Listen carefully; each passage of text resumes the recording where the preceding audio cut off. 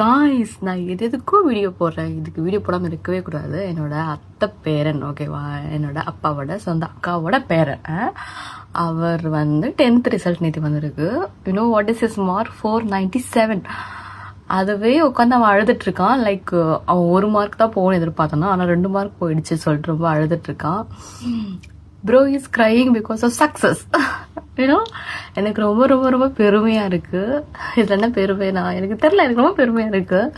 ஏன்னா எங்கள் அத்தைலாம் ரொம்ப ரொம்ப கஷ்டப்பட்டவங்க. எங்கள் அத்தையோட பையன் இருக்கால, அவர் மாமா, அவரும் ரொம்ப கஷ்டப்பட்டார். அவர்லாம் எப்படின்னா அப்ராடில் வந்து ஸ்டக் ஆகிட்டார், ஓகேவா. ஒரு விசாலாம் இல்லாமல் ரொம்ப கஷ்டப்பட்டு லைக் வெளிநாட்டில் வந்து ஸ்டக் ஆகி அதுக்கப்புறம் வந்து ஏதோ பண்ணி அந்த நாட்டிலேருந்து வெளில வந்து இப்போவுமே வெளில போய் ஒரு லேபர் ஒர்க் மாதிரி தான் பண்ணிகிட்ருக்காரு. எங்கள் மாமாவுக்கு வந்து மெசேஜ் பண்ண, ரொம்ப பெருமையாக இருக்கும் மாமா, நீங்கள் கஷ்டப்பட்டதுக்கு எல்லாம். அவர் பேர் கமலேஷ், அந்த பையன் மார்க் எடுத்த பையன் பேர். His mark is 497. வந்து பெருமையாக இருக்கும் மாமான்னு சொல்லும்பொழுது வாட் ஹீ ரிப்ளைட், என்ன சொன்னார், நான்லாம் என்ன பெருசாக கஷ்டப்பட்டேன், அக்கானா அந்த கமலேஷோட அம்மா, அவங்க தான் நிறைய கஷ்டப்பட்டுருக்காங்க, அவங்க தான் குடும்பத்தை எல்லாமே எடுத்து பார்த்துக்கிறாங்க, அவங்க தான் குடும்பத்தை நடத்துகிறாங்க.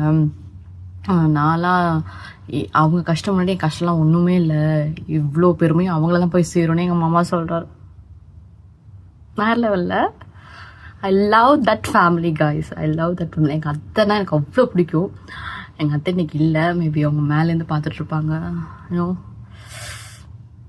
வேறு லெவல். எனக்கு அப்படியே I felt so happy. And வந்து நல்லாயிருக்கும் எல்லோரும் நல்லாயிருக்கும்.